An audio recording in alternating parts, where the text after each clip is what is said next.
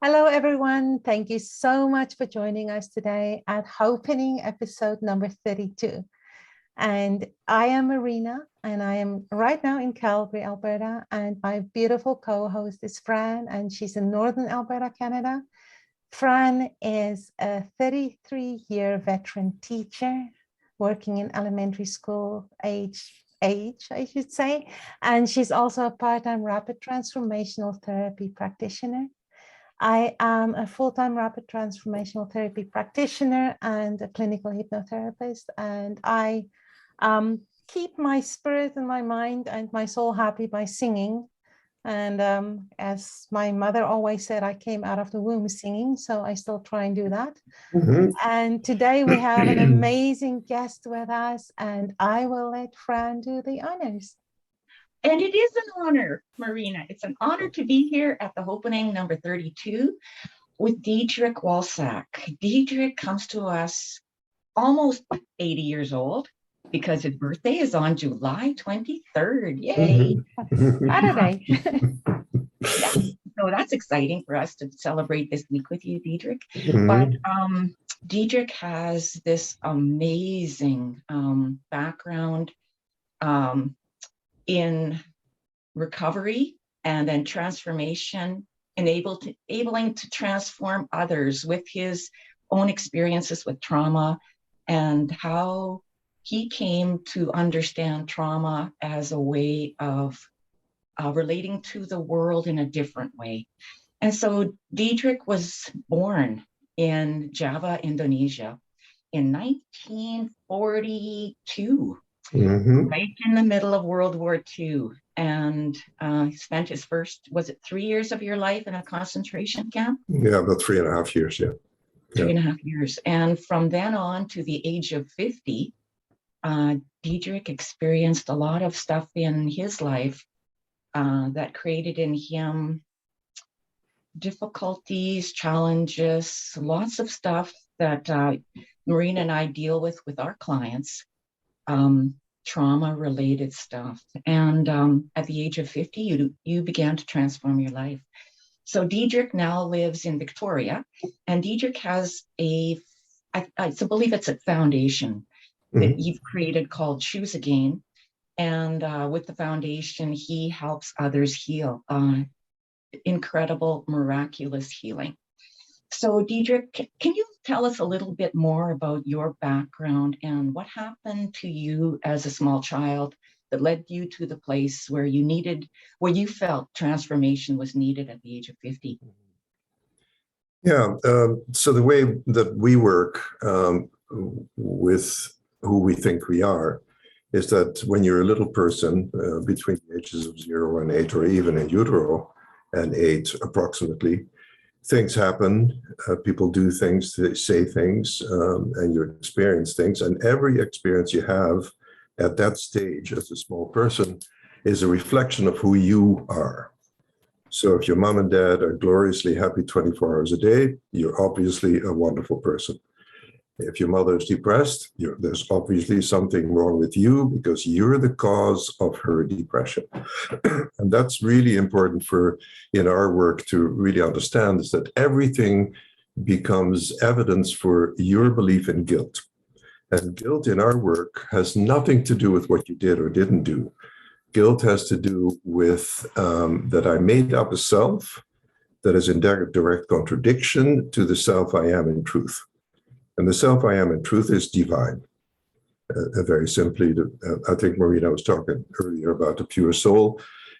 That's who you are, untainted, untouched, unblemished, and forever, eternally abstract, formless love. That's who you are. Who you think you are, however, comes from perceptions and interpretations of what happens when you're little. And strangely enough, as little people, we interpret everything through a lens of guilt. So if you go to the 3.5 years that I experienced in the camps, I saw unbelievable torture. I saw people dying. I saw people starving to death. According to my mother, I had a week to live when the bomb was dropped. So I was very close to being one of those starving to death, as well as my mother. And during that time, I developed an immense belief in my guilt. So everything was my fault. Now, I didn't realize that. I had absolutely no idea. And unfortunately, today's psychology or psychiatry does not have an idea about that. Today's idea of psychiatry or psychology is basically diagnosis-based.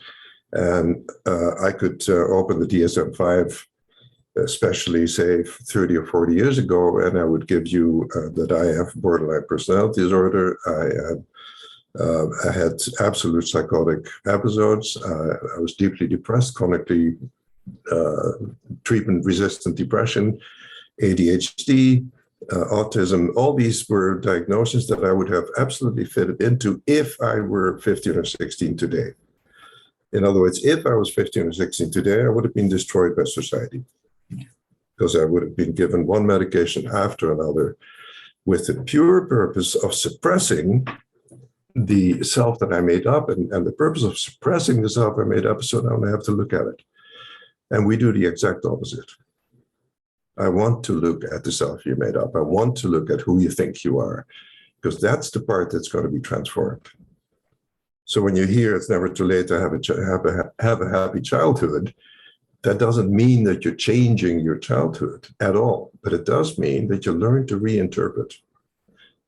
And so for me, it's never a question of why did this happen. The word why, I have actually officially banned from my vocabulary, because it implies that something has gone wrong. And I come from a very unshakable faith-based position that nothing has ever gone wrong. Nothing has ever gone wrong. It doesn't matter what happened to my youth. It's irrelevant. It's never, ever, ever wrong. It hasn't gone against me. And that is the certainty that we work with. So whatever happened to my youth, all I need to do is learn to reinterpret, learn to say, okay, well, that was my perception. And because I'm unhappy, I know that that perception is wrong. Does that make sense? So it's always a matter of, is there another way of seeing this? For example, if you have an abusive father, and so many of us did, or an abusive mother for that matter, so many of us did that too, it's simply a matter of recognizing that whatever this person did, first of all, did not affect you in truth, because in truth, you cannot be affected by anything outside of you. And second of all, you learn to see it as one of two things, as a cry for love or an extension of love. So if my father was abusive, it's very easy for me now to see that was purely a cry for love. The man didn't have a clue who he was. He was equally riddled with guilt, exactly the way I was. So all the things I did from, say, the first 8 years, well, after the camp, it didn't get much better because from 3.5 or 4 till 8, I lived in Jakarta, which then had become Jakarta. Before that, it was called Batavia, when it was still a colony, had become Jakarta. And we were in the middle of a civil war. Indonesia was trying to get rid of the Dutch, because the Dutch had been there for 300 years and basically exploited the country like any colonial power does, and abused the population as any colonial power does. We were monsters there. And the Indonesians were fed up with that. And with the help of the Americans and the Japanese, we were getting kicked out. Now, that meant that, for example, we lived on a wonderful wide boulevard, and on the corners of the boulevard, at both ends, were machine gun nests. So wherever I went, there was an implied threat, an implied danger. And it's wonderful that you're a hypnotherapist, Marina, because at one point about 30 years ago, I went to a hypnotherapist and said, I want to really find out what my experience was at the camps.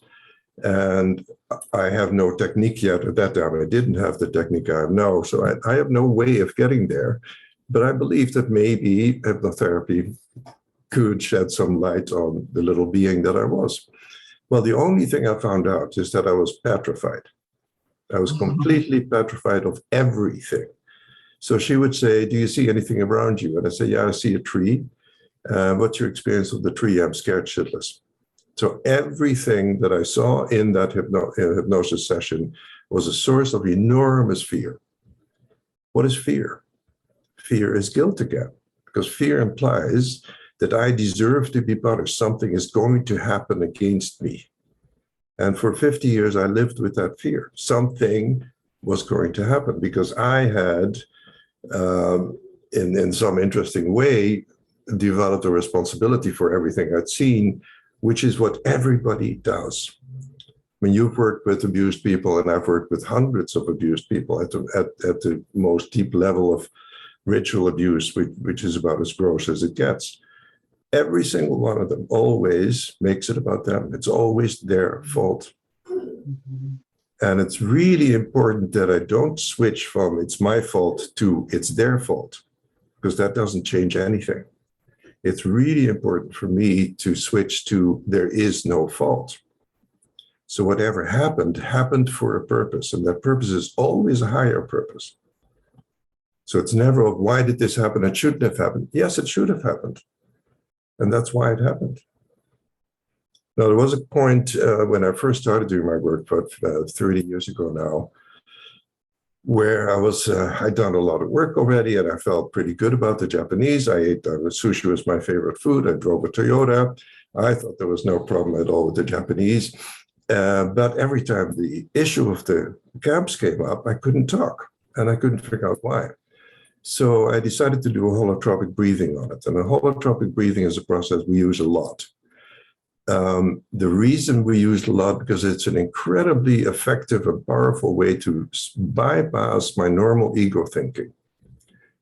You probably know that ayahuasca, mushrooms, and other goodies like that are very popular right now and very much in vogue.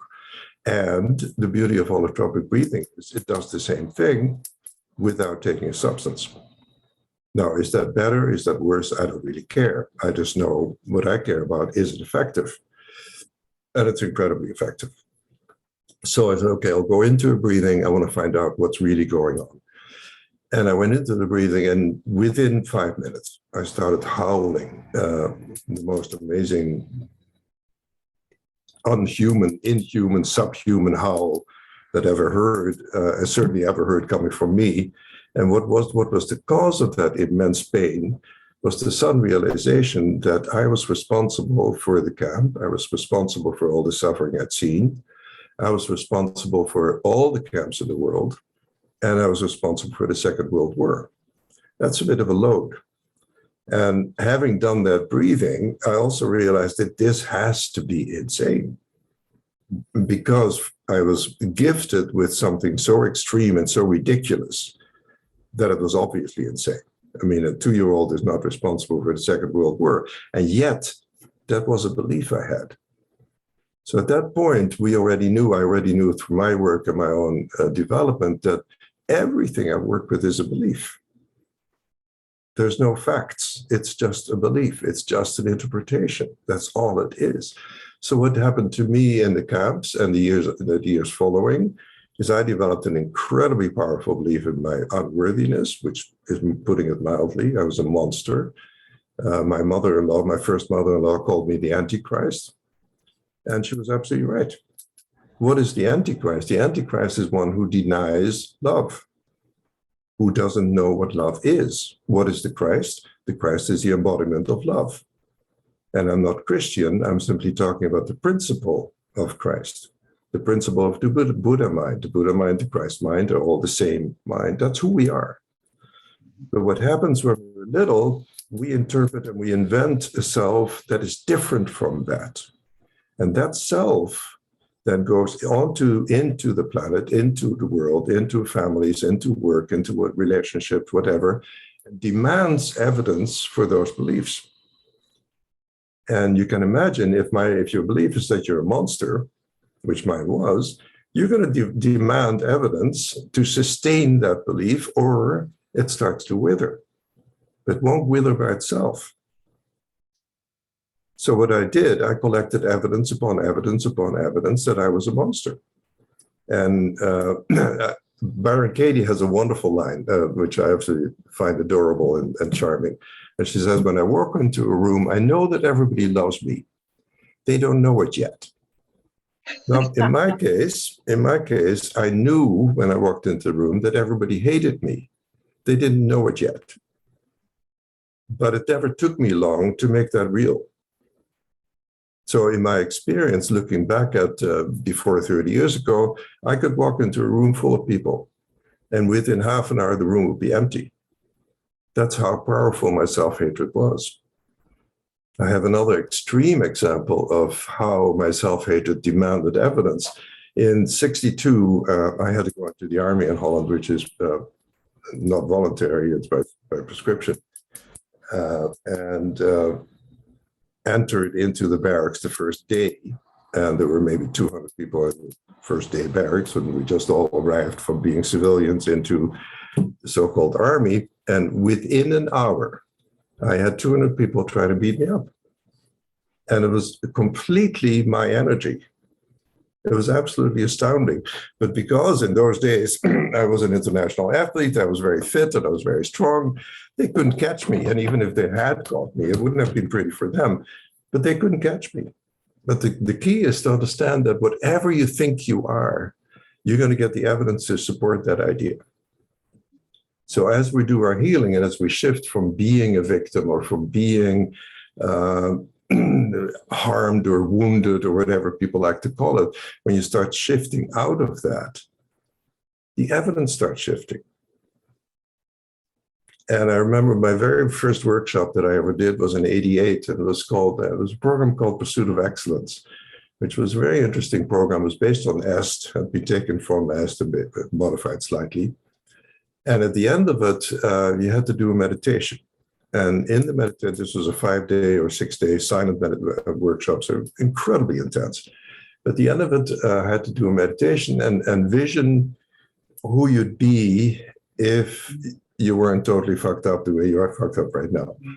And what came out was I was sitting painting in a wonderful white, bright room with flowers around me, and I was painting. There was a huge grass field in front of me.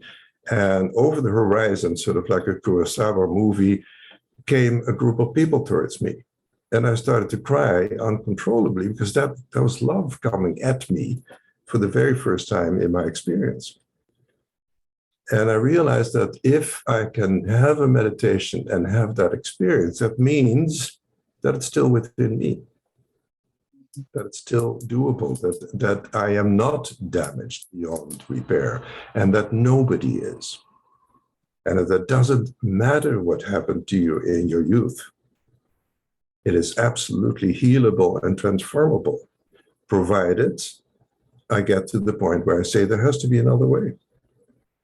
And I got to that point 30 years ago when I was once again back and drinking way too much. I used to drink a bottle of vodka a day. I was very seriously intent on killing the self that I hated. I was not successful, obviously, because otherwise you and I wouldn't be talking, but I did my very best. But I got to a point where I said, I'm not doing this anymore. And in those days, I worked in Whistler, which is an hour and a half outside of Vancouver. And it's a beautiful highway leading high into the mountains along the ocean. And there was one part where there was no barricade. And I knew that part intimately because I also realized that if I went over that barricade, it would be a 2,000-foot drop. There'd be no wheelchair at the bottom. And so that was my plan, is that either something is going to work or that is my final solution, literally final solution for me. So I said, okay. And somebody had given me a book called The Course in Miracles 2 years earlier, which I opened and I read an incredible line that said, sin is lack of love, as darkness is lack of light. And I thought, wow, that's what I've always thought. I've always known that to be true. Well, then the next line had the Father and the Holy Spirit and the Son. And I said, this is not for me. This is not my language. I'm not into this. But then 2 years after that, when I was back at a really desperate point, I opened that book again. And I didn't see any of the offending language. Where it said, Father, I saw love. Where it said, God, I saw love. Where it said, the Holy Spirit, I saw love. Where it said, ego, I saw a mistaken idea. And within a week of beginning my work, and I was doing it 12, 13 hours a day, I was really, really, really committed. Within a week, my life had changed. And there was no way that I was going to go back. absolutely no way, because the way I felt was so completely different from anything I experienced before that I knew that there was absolutely no reason to go back. No, I finally got, and the Course taught me that beautifully, that no matter what happens to you, no matter what has happened to you, who you are is never touched. Who you are is never changed. Unfortunately, that is somewhat misinterpreted or interpreted differently now at many levels. I taught a workshop in January in Costa Rica, and there was a woman there who'd been in the Course in Miracles community for a while, and she had been really viciously abused by her father and her brothers, and really not a pretty picture at all. And she was furious. She was in the circle, and she was really, really angry. She said, I've told people this, and I've shared my experiences. And what all these New Age people throw at me is, you're not a body. And that annoys me no end, because I am a body. And I said, wonderful. But if you really stop and take a deep breath and ask yourself, who did all this stuff happen to? And her whole face lit up, because that was suddenly a different way for her to see, yes, it was the body. But if you could also let in for a moment that the body is an idea of separation, is an idea of unworthiness, an idea of not belonging. It is an idea. And if you recognize that that idea is made up by you, and you could let in, yes, it did happen to the body, no question. We'll never deny what somebody remembers. Whether it happened or not is irrelevant. But I'll never argue with somebody's experience. This is your experience, fantastic. I accept it 100%, even if we could get irrefutable evidence that it never happened. It doesn't matter. In that person's mind, it happened. And so what happened to this woman at that point, when I said, can you imagine if it were true? If it were true, that what happened to your body, but that you're not your body, that you are something infinitely beyond that. How would that feel? And she started crying, and she said, that will be absolutely incredible. So, but then you live as if that is true. And once you start living as if it's true, it becomes more and more true. And then you start collecting evidence based on a new way of seeing yourself. And that's incredibly exciting. Go ahead, Fran. So, Diederik, in our practice, what we do is through hypnotherapy and other modalities, like sometimes I use somatic healing. I know Marina does too, and NLP. So we take that scene, that small child in Indonesia or whatever, and within that scene, we see what actually happened. Their extreme fear, just looking at a tree, or, all that fear stuff. And through our therapy, we help them to see as an adult what they were seeing as a child. Mm-hmm. So we help them to reinterpret it. But right. Through your modality, through your Choose Again, so your retreats or your one-on-one counseling or your own trained therapists that work with counselors, how do you make that how do you do it so quickly? Like you said, you transformed within a week.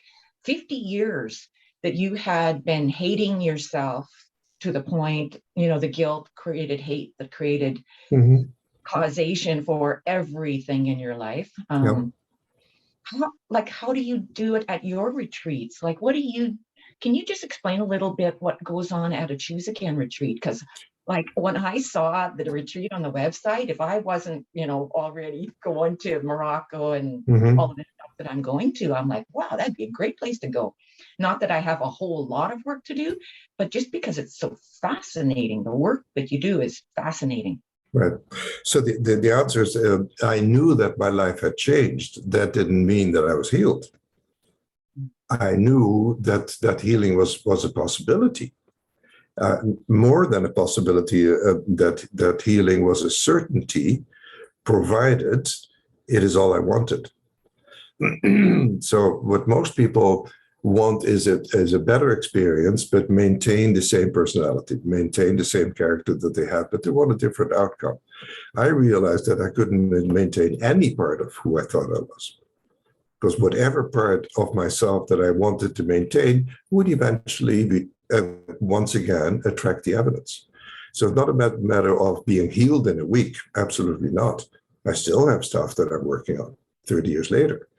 But it is a matter of being absolutely convinced and certain that healing is now unstoppable, inevitable, and hugely 100% desired. And that's the key. So one of the questions I always ask when I begin with people is, are you worth it? And if there's any hesitation, I know there's an enormous resistance.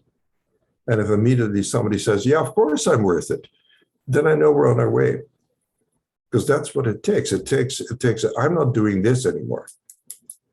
And I don't care. You can call me borderline personality. You can call me schizophrenic. You can call me whatever you call you, whatever label you want to put on me. I'm not accepting any label anymore. I'm done with labels. None of them are true. And of course, the DSM-5 is nothing other than a sales book for medication. That's what it's designed to be. It's not a tool for healing. It's a sales manual for what pills you can take for this particular condition. And you know the viciousness is they have a pill, and once they have a pill, they need a diagnosis. So when you go to the DSM-5 and you compare it, say, to DSM-3, there's about 100 more diagnoses. Why? Because we need to sell more medication, not because any of it helps. So what I realized that nothing was going to help other than my changing my mind about who I am. That's all that's required. Now, am I on a daily basis confronted with old ideas and old beliefs? Yeah. Do they destroy me? No, not at all. I welcome them. So when Marina was talking earlier about peeling of the onions, every time you take a peel off, you get another whiff of a good onion smell, and wonderful, fantastic, what a gift. A little more work to be done. It's really interesting. I had in January at the center, I had an encounter with one of the staff, and suddenly a rage came up in me that I hadn't felt in 40 years, or 50 years. I can't remember how long ago. It was blinding. And because I was in that huge rage, it took me a little while, maybe 10, 15 minutes to come back and say, holy shit, what am I believing right now? And that rage was complete, total survival rage from the cabs. Mm-hmm. That's where it came from. This person, by what he or she is doing right now, is threatening my very survival. And I hadn't felt that in, as I said, 40, 50 years. I had no idea where that even came from. It was so deep. So I will never tell people you're going to come out of here healed. You can, of course you can. Do I guarantee that? No. But I do guarantee that you will have all the tools to transform any experience that comes up for you at any given time, provided you're willing to do so. That is a guarantee. So the idea of conflict, for example, is completely impossible. And our process, when we get into my process, I explain to why that is true. So conflict never happens. If you come to a staff meeting at the center, and the center is a very intense place, we do nothing other than the work that we do. So there's no escaping. So you can imagine that if you put 5 or 6 or 7 staff members together in a very close environment, basically monastic, in small rooms, stuff comes up. But there's never a conflict. There never is conflict. Even if there appears to be tension, and that does happen also, of course, it doesn't lead to conflict because it's immediately owned. And as long as I own every aspect of my life and never, ever, ever, ever give in to the temptation to look at my father or my mother or the Japanese or the weather or Trump for my experience, but always say this is just about me, then there's a way out. But as soon as I make one exception to that, as soon as I say, but not in this case, then all the other excuses roll back in. And I use the word excuse. I know it's a nasty judgment word, but I use it. And the reason I use it is because I learned something in that first workshop that I mentioned to you in the 80s, where I learned that when you die, on your stone, Marina, it will say, here lies Marina. She had a rich and full life, or all the reasons why not. And what we've decided a long time ago, what I decided for myself, there's not a single reason that I want to entertain to explain why I'm miserable. There's never a reason. That reason is within me. That reason is something that I want to continue to believe in about me. So it's never outside circumstances. It's never the result of, oh yeah, but look at me, 3.5 years in the camps, no wonder. Bullshit. It's still my responsibility. I own it. And that's why we've had over 80% success rate with people with alcohol, drug issues, trauma issues, because I don't do trauma. I have a very simple definition of trauma, and trauma is a misinterpretation of what happened. I'm not saying that what happened was fun, but I'm saying is if I interpret what happened correctly, then I will get the healing that's being offered in that circumstance. Rather than being in resistance, rather than insist on suffering and saying I have a right to suffer, that this is what happened to me. Yeah? Oh, hang on a minute, please.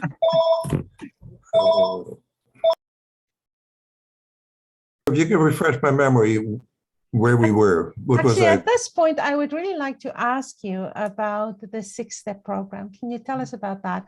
And Yeah. I made some notes as I was watching your video on it. And one of the biggest things is in my practice, we teach people I have excellent coping skills, but then you said it's not good enough to cope. You have to thrive. And I'm like, yeah, so I'm tell not us a little bit interesting. more. Listen, that I love that you bring that up, because often I hear people being proud that they're survivors. Yeah. Well, we have 7 billion survivors on the planet. It's not a big deal. Surviving is not what my life is about. Thriving is what it's about. Being joyful is what it's about. Knowing what love is what it's about. Other than that, if I don't know what love is, which means I don't give and receive love, I'm dead. I may still be walking around, but I'm not living my purpose. My purpose is to extend love and an extent of receiving it. So those are simultaneous. That's the purpose of my being on the planet. There's no other purpose. And if I don't fulfill that purpose, then what am I doing here? Coping? Surviving? No, thanks. I'm not, that's not my game. Surviving we can do. And a lot of people can't. That's okay. But 7.5 billion people, we've done a lot of surviving around here. But just floating through life. So your 6 steps, tell us about that. The 6-step process is an incredibly simple process, and but it's radical. And it starts with step 1, which says I'm upset.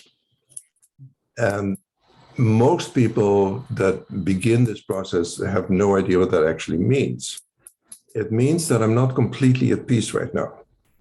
That's an upset.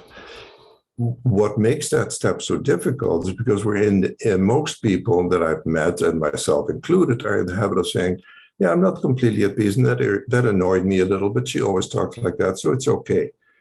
In this process, there's zero tolerance for an upset. In other words, the fact that you always talk to me like that is not good enough for me. I'm going to have to learn to hear you differently, because you're going to continue to talk like that. That we know. Now, normal therapy will try to change you so that you talk differently, and then everybody's going to be happy. But this work is different in that I don't expect you to change ever. So however you talk to me or look at me or however you interact with me has nothing to do with me. I'm going to learn to reinterpret that and see what it's for. So step 1 is an absolute statement of I'm not at peace, and there's no because following. And you hear how difficult that will be, because people are very willing to tell you, I'm really annoyed because you talk that way to me. And then they get to be right. And once you get to be right about an upset, it can no longer be transformed. It's become a fact. So I'm upset, step 1. Step 2 is even more difficult and more radical, and that says it's about me. It has nothing to do with anything outside of me. So when you're dealing with people who have a strong belief that they've lived through trauma, they will tell you that the cause for their upset is their traumatic background. That's where it comes from. And 99% of people say, I understand. I want you to refuse to understand. Because if you understand that I'm depressed or borderline because of my traumatic background, I am cemented in. I will not get out of it anymore. So in our work, you can tell me any story you want to tell me. I'll never understand it. Does that make sense? Here, because you're not in it, right? Exactly. There's no buy-in. I mean, one of my very first clients had been ritually sexually abused from age 0 to 4 or 5. And the session was almost 2 hours in which she told me the most horrendous details, stuff I'd never heard. And I'd heard a fair bit, but I'd never heard it. And at the end of the session, she said, you know, I've seen probably 30 therapists in my life. This is the first time I've told the story, and you never reacted at all. And I can't tell you how freeing that was. So I never went, oh my God, that is just, no, never. Because I just listened. Because I knew that everything I was hearing from her came through her interpretation and had nothing to do with who she is in truth. So when somebody tells me a story, they've simply forgotten who they are. So step 2 gives me an opportunity to go back to that and say, okay, I'm going to own the upset 100%. And you can immediately imagine with your practice and your talent and your experience that if you apply that to any relationship, it's a harmonious relationship. Because it's up to me how I feel. Fran and I are married. Fran has a few incredibly annoying habits. I do my process on that annoyance. I'm no longer annoyed. What's Fran? Fran has become more lovable. It's not what happened. What happens, I changed my mind about the annoyance. That's what happened. So step 2, it's about me.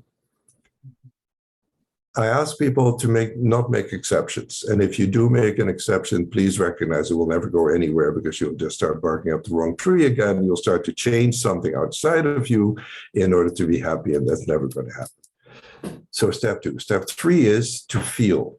What is the feeling right now? And that for me was a very difficult step because I didn't feel. I was either in rage or I was numb. That was the spectrum of my feeling landscape. I had to make a feeling list. So I made a feeling list with some 64 feelings on it.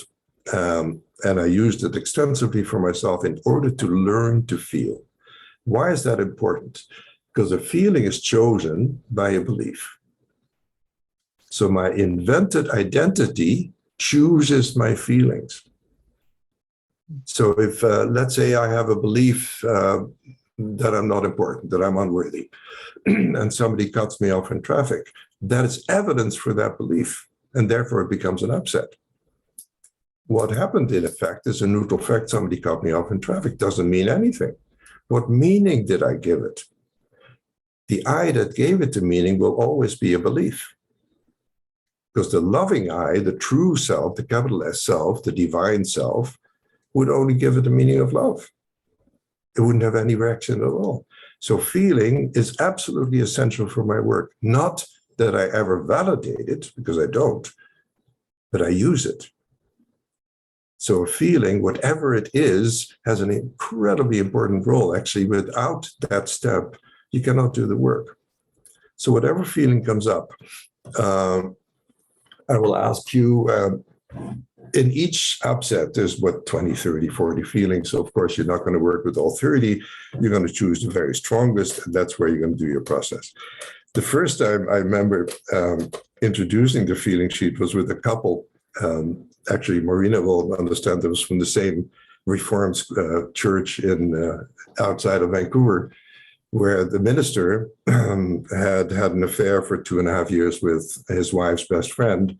I don't know why men always pick the wife's best friend, but that seems to be mandatory. And she called me, and she was extremely distraught. And she said, can you help me? And I said, well, I don't know if I can help you, but I can show you that there is a way of you to look at this and see it's the best thing that ever happened to you. And she said, well, you're either crazy or this is going to work. So they came together and they hated each other with an absolute delightful passion. And I gave him the feeling sheets, and she sat there and he ticked off 1, 2, 3, 4 feelings. And he looked quite pleased with himself, because as a man to have 5 feelings, that's pretty advanced and pretty evolved. And she didn't tick off anything yet. And I finally, after a couple of minutes, I said, you haven't ticked off anything. Does anything come up for you? So then she ticked off bored and said, that's the only thing I'm not. So all the other feelings were raging in her. Now, in a normal session, you're not going to follow all of those. So you then ask, can you limit it? Can you now go back into your feeling and pick one feeling that stands out, whatever that is, whether it's rage, whether it's sadness, whatever it is, that's the feeling we're going to work with right now. Then I ask, is that feeling familiar? And that's a really important question, because otherwise the ego will tell you that you've never felt this way before. Well, in fact, if you're honest, every feeling is a replay of something you felt all your life. Mm-hmm. There are no new feelings. You don't make new feelings. The landscape of feelings is chosen in the first 8 years, because all your beliefs are chosen in the first 8 years. So your personality, who you think you are, is complete after the first 8 years. That's your emotional landscape. Done, fixed. Till you say, no, that's not who I am. That came from mistaken belief. So now we say, okay, follow this feeling to a memory. And I don't know if you read my book, but in my book, I use one example, and it's from right after the war, when I first met my father, who had been in other concentration camps, not with us.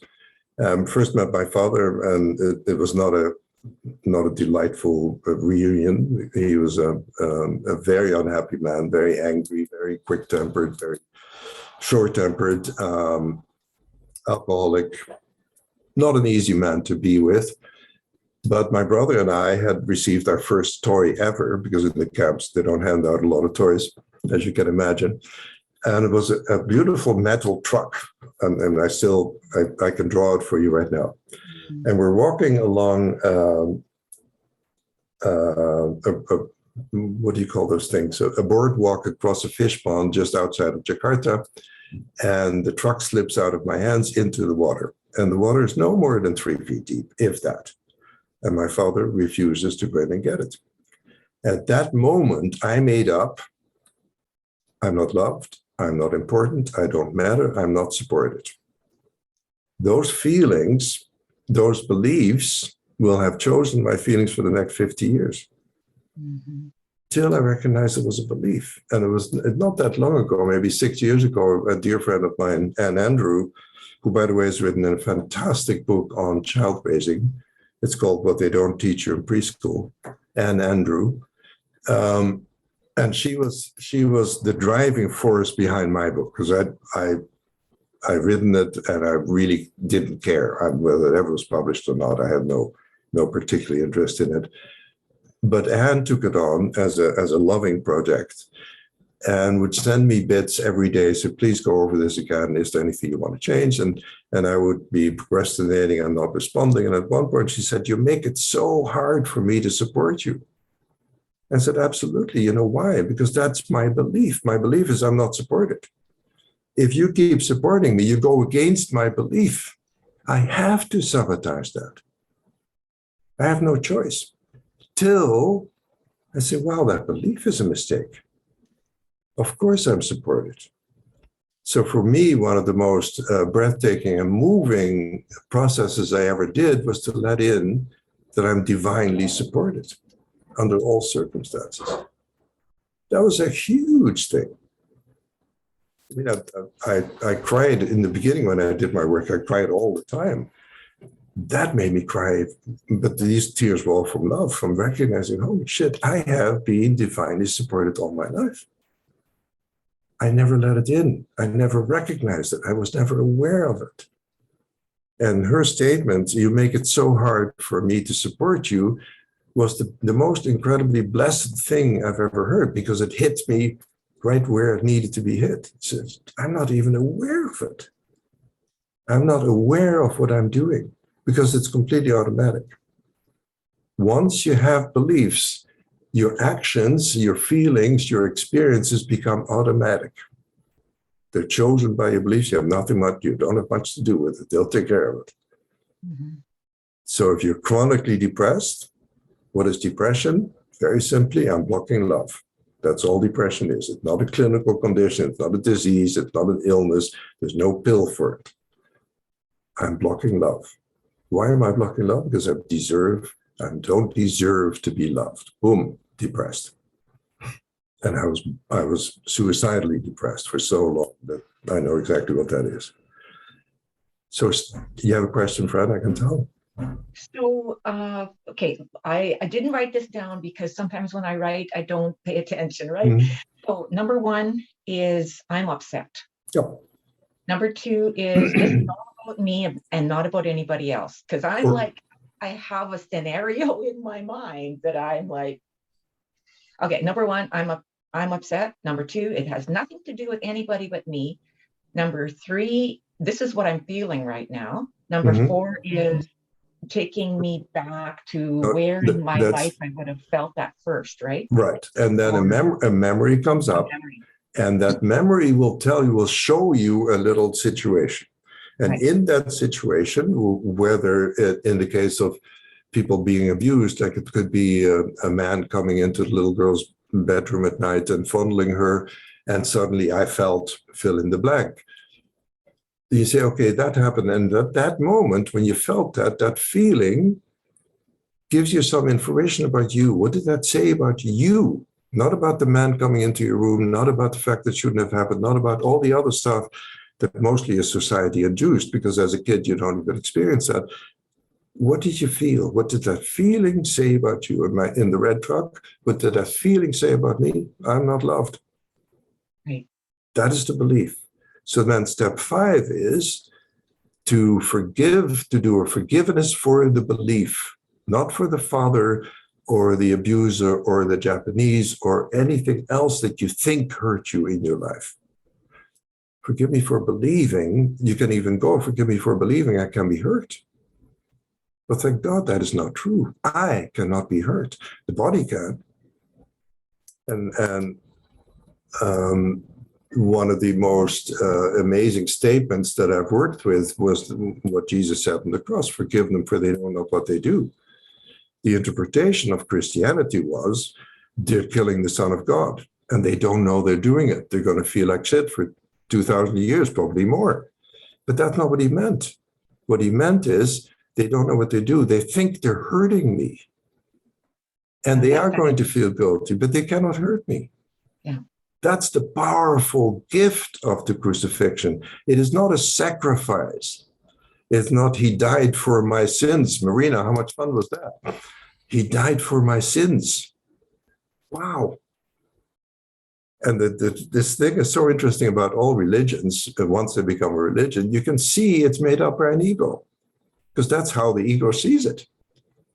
He died for my sins. How much value do we put in sacrifice? How many times have you heard somebody say, after all I've done for you?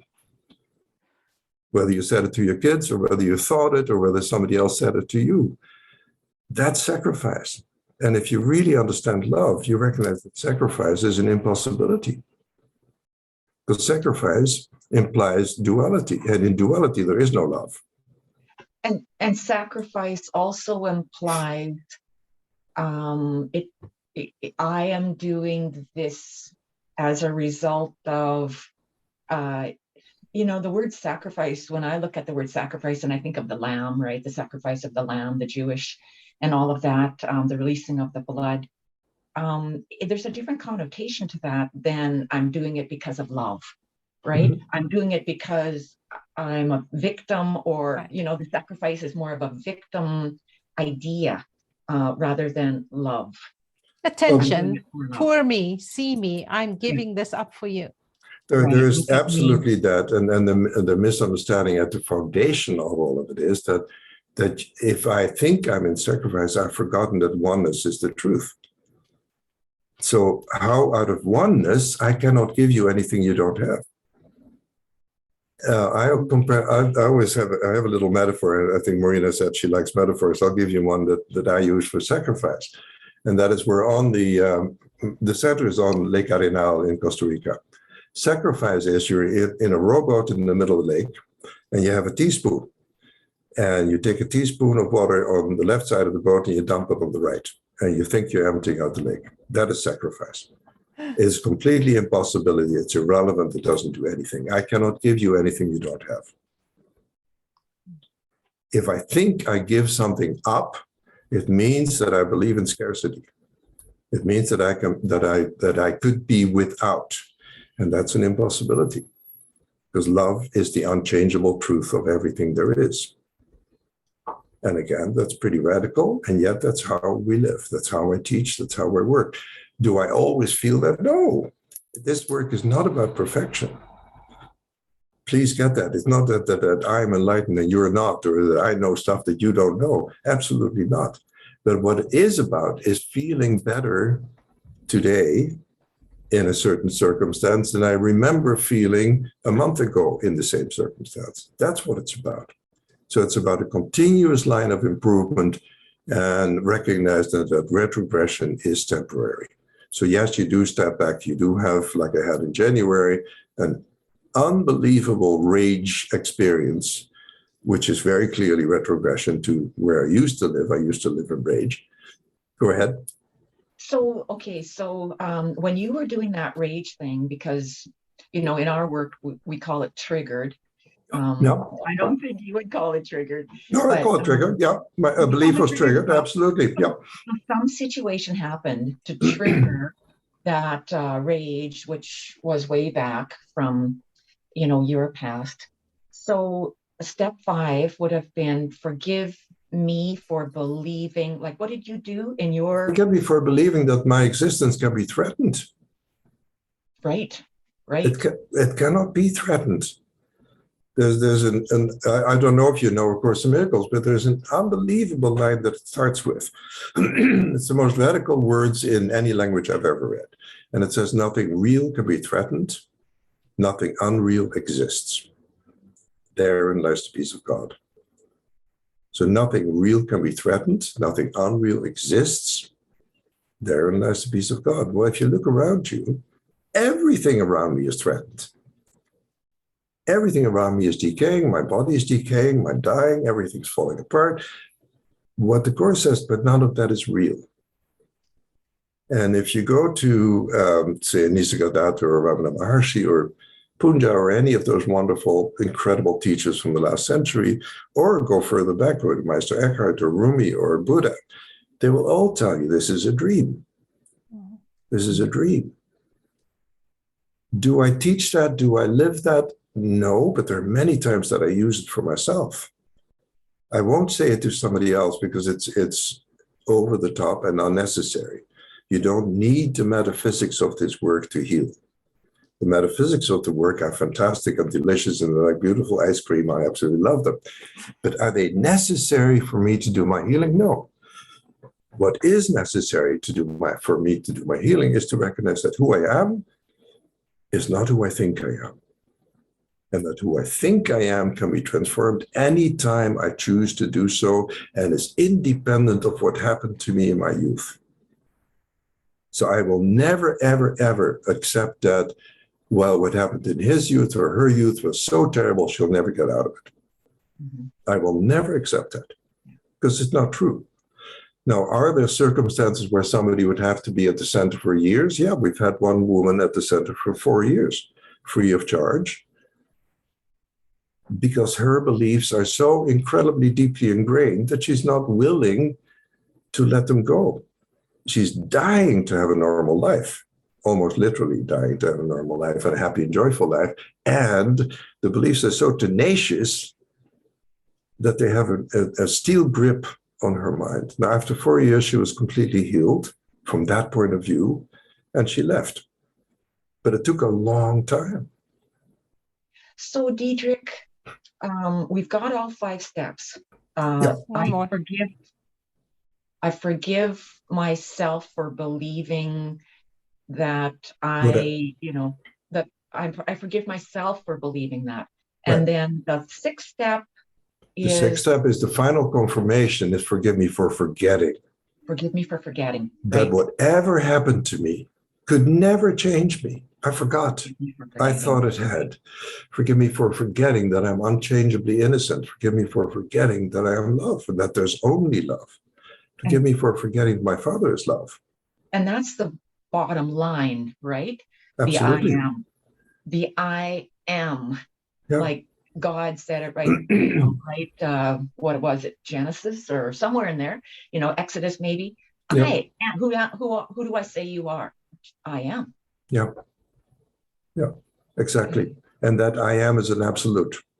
And that I am in my work and my understanding and my acceptance of the work is that I am is everything. Everything. So that the simplest metaphor that we use, that everybody uses, is I'm a drop of water in the ocean at 300 feet below the surface. That's who I am. I'm not special. I'm not different. I'm not other than you. We're absolutely identical. Can I be abandoned by the ocean? No, that's an impossibility. I am a drop in the ocean. You can also say, I am the ocean in the form of a drop. It doesn't matter how you see it, but it's the unchangeability of the truth within that is so essential. And that really moves me from an expectation or an anticipation to a certainty. I work with certainty. I don't work with maybe this will work. Of course, this is going to work.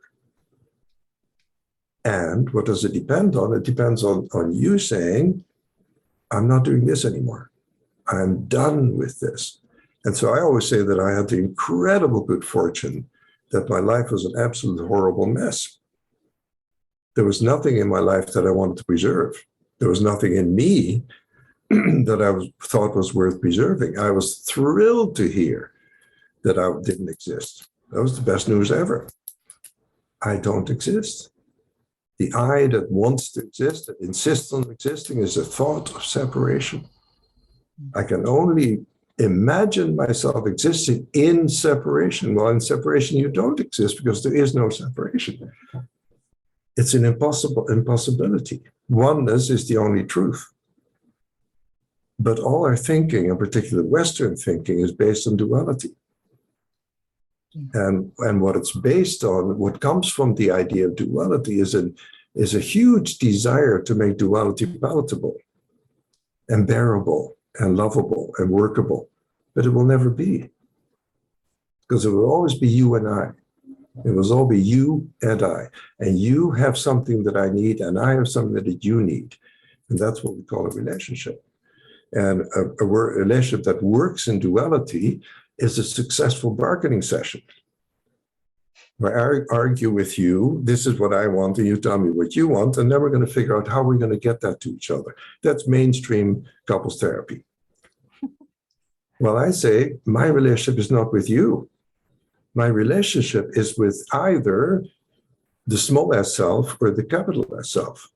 So either I see the small s self reflected in you, or I see the capital S self reflected in you.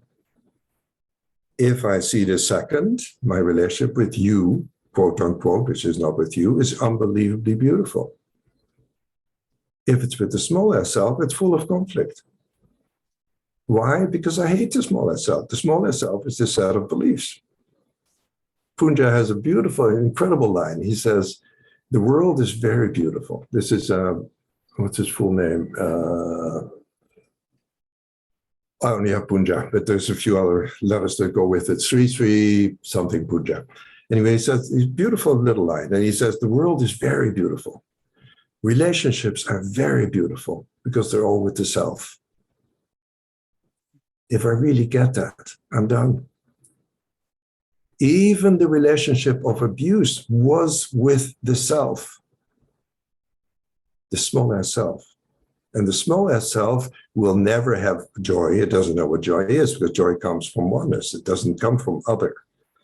What comes from other is an experience or a substitute of the real thing. So when you hear somebody say to their child, "You make me so happy," I cannot imagine more damaging words to a child than that. Because what does it mean when you're frowning? You make me unhappy. Often when I work with parents, young people who are talking about having children, and so what is that for? What do you want children for? What's the purpose? And inevitably, I would say in 80% of the cases is, I want someone that unconditionally loves me. And so, well, then don't have a child. because Dogs are good. because that's not going to happen. But they always want, there's always something they want from that relationship. And once I get that, I don't want anything to come of a relationship. Because as long as I want something from a relationship, it means you have something I need. And then I've given you an incredible power over me. Because you can. Diederik, it is just like the reason that I think it's so fascinating listening to you is because what you say really flies in the, it's just so radically, like you said, it's radically different than the couch therapy that, you go to your psychologist for 5 years and you talk about the same thing over and over in many different ways. And it's just so radically different. And it's just brightening, right? Because this is the bottom line here, right? Yep. This is the bottom line.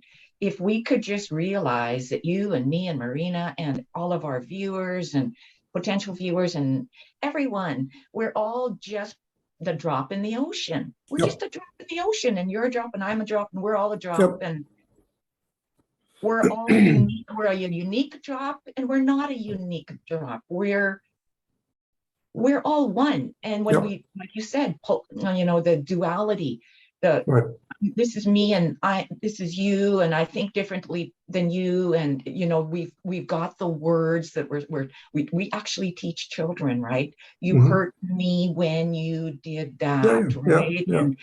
And like if I could go back 30 years, Marina, to the beginning of my career as a teacher, I wish I could, I would do things differently, because this is the way we resolved conflict. We taught children to resolve conflict. It was this way. And now that I'm close to the end of my career, I think, I got a lot to do next year.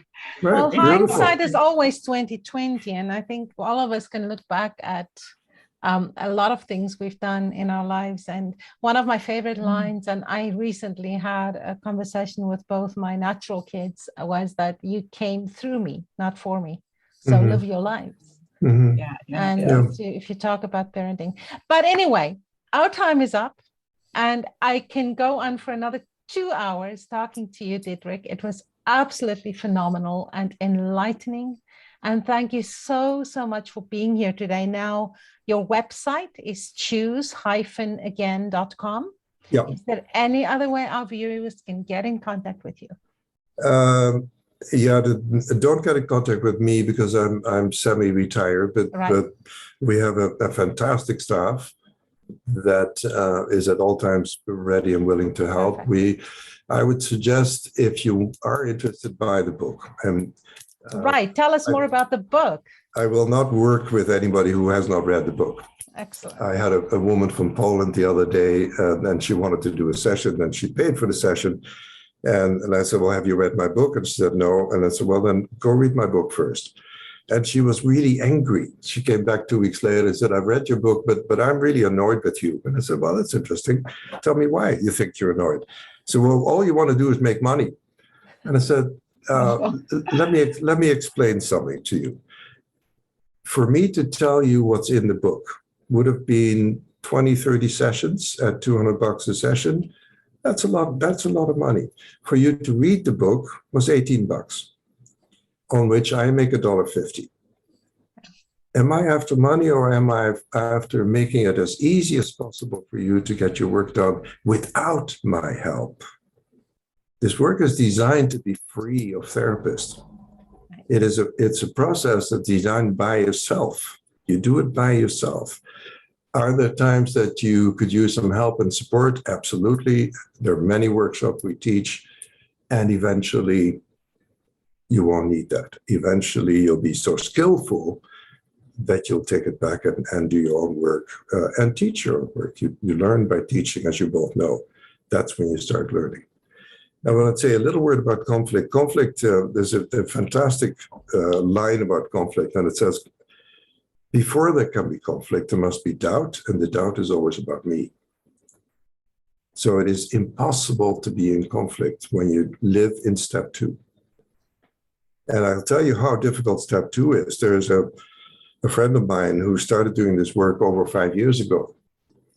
And in March or April, he contacted me saying, I'm beginning to understand what step 2 means. That's after 5 years. Because it is an unbelievable freeing position to take. And the ego knows this is the end of the ego. So it's not going to do it. It's going to do it reluctantly. Yeah, maybe in this case I can see it, but not there. That's not about me. That's about... And the minute you do that, you open the door to all the other misperceptions and all the other misinterpretations. It's an absolute rule. Step 2. This is about me. It's not about anything that happened to me or that I did to somebody else. Ever.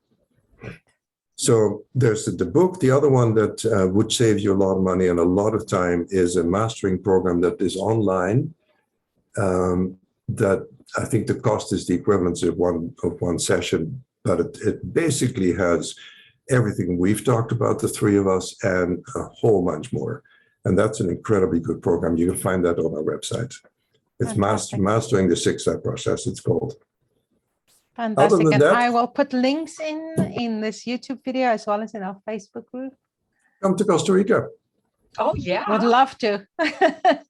Love to. And we're always looking for staff members because, as you can imagine, living in that environment 24 hours a day, 7 days a week is a pressure cooker.